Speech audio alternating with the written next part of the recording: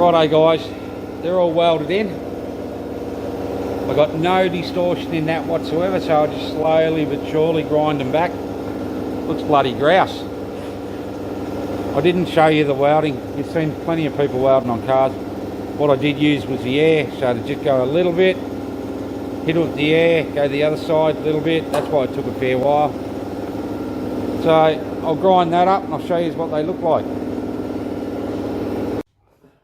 Righto guys, flutes are in and done now. Had to dolly it out a bit.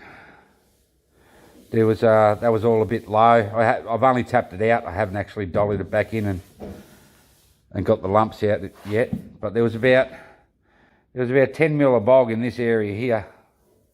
So I've taken that all out. I've just got to dolly it up now, so she's nowhere near it. By the time I'm finished, it'll be just a slight skim. But anyway, GTS flutes, are they worth doing?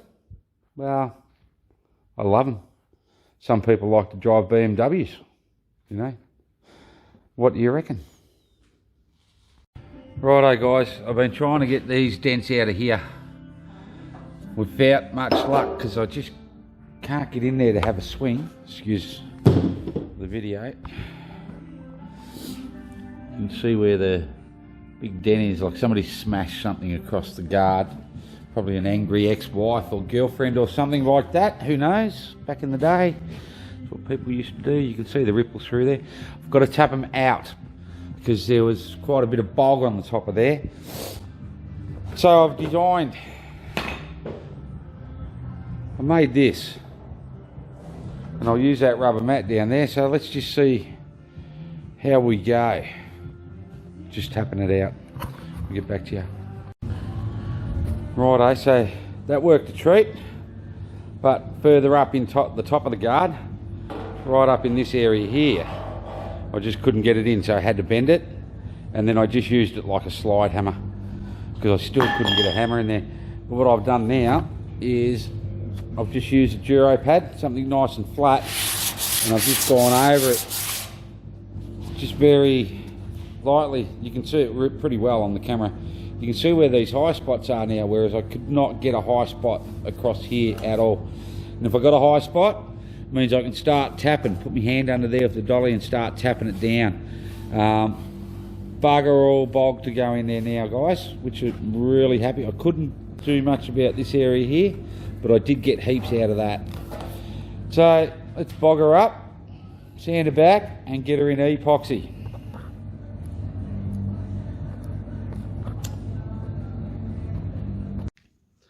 Righto, if you guys are building a car, any car, doesn't care what it is, Volkswagen, Holden, Ford, I don't care, Jeep. You might even be doing a Volvo. Not that there'd be too many people out there doing a Volvo. You gotta buy this. You gotta spend the time, spend the money, research and do this. You need to buy the nut and bolt kits, guys. These nuts and bolts, they're brand new. They generally come with everything. All your clips, the whole box and dice. It just makes life so easier. The amount of times you put guards on and take guards off, you can do them with your fingers. You don't need to get in there and... I can't recommend it enough. Do yourself a favour. Buy new bolts. Okay, guys. Now I've put it on. Looks quite nice. It's not so much the outside of the flutes that I was worried about. It was what you see on the inside. So if you check that one in there, it still needs a little bit of work, just a tiny little bit of bog on it. And when people look in this engine bay, they'll barely even tell that they aren't original. Just for that tiny little bit extra time. So I reckon it was worth it. Definitely worth the effort and the time. So I hope you enjoyed that little video. I'll get into the next video. Will be all about assembling that grille, fitting up all that power steering pump and making sure everything's nice and straight. then I can get into the air conditioning. Thanks for watching. Subscribe. Right, I just run around what's going on with the car for upcoming videos. I have done a lot of work. I have videoed it. I just haven't edited anything yet. The biggest one that I've got is this vintage air system. Now, beautiful system, I must say. Hard to install, yes. Although I want everything hidden. So all my hoses have got to run through the guards and, yeah, anyway, you get the gist. So I'm not welding up any of the firewall yet, whatsoever.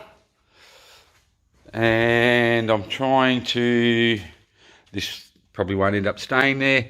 It's just so I can get some heights. I've made that little cradle up there. The electric pump will go in beside that, which is down here. Then I can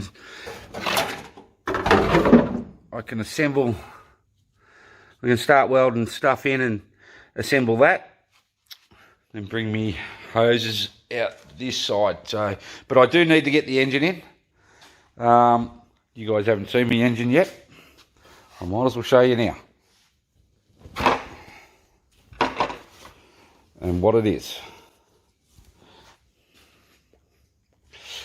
Totally rebuilt. She's been built for boost, which I'm not sure if I'm going to do that. And everybody knows what that is. Just in case you don't know what it is a 304. And it is a HSV engine. So, none of this 355 stuff. This is more than an ample for me for a daily cruiser. And I've just finished doing the gearbox, which is the Turbo 700. So that's got to go in. So I know where to put the bulkhead for the heater hoses. So that's just a little bit of what's going on. I've got a lot of panel work to do. Headlights are done. Haven't finished the surrounds. So that's all coming up. This side has been done. I have a lot of panel work to do here to try and get all this straight. And like I keep saying, I am not a panel beater. So that will take me a long time. But I will enjoy doing it. The inner guards, they're all but done. Everything's been welded up. Even the top of these guards here, they've been smoothened off. They look good. I've got to get billet hinges because now that I've taken the ridge out of those, the original hinges will not work. More expense. Anyway, it's only money. You can't take it with you apparently. So guys, I hope you are enjoying this build a little bit. I'll probably talk too much. Probably talk too much shit. But everything I've been doing on this car, I've learnt on YouTube, or I've watched people on YouTube. There is a heap of Aussie guys out there building cars. A lot of them are panel beaters, a lot of them are spray painters, a lot of them are professionals. But I tell you what, a lot of them are tradies, same as myself. We don't build cars for a living. We unblock dunnies, we dig trenches, we do whatever, build houses. So, YouTube, you need to get on your YouTube. And I'm going to do a video of my top 5 YouTubers that I watch and like and help for doing my car. It gives me ideas. You don't have to go to the shows all the time, which I do enjoy doing. And yeah, great viewing. Most of them are great blokes. And you get a lot of good tips. You don't have to be a professional to build a car. So if you've got one sitting in your shed, drag it out, start YouTubing, get into it.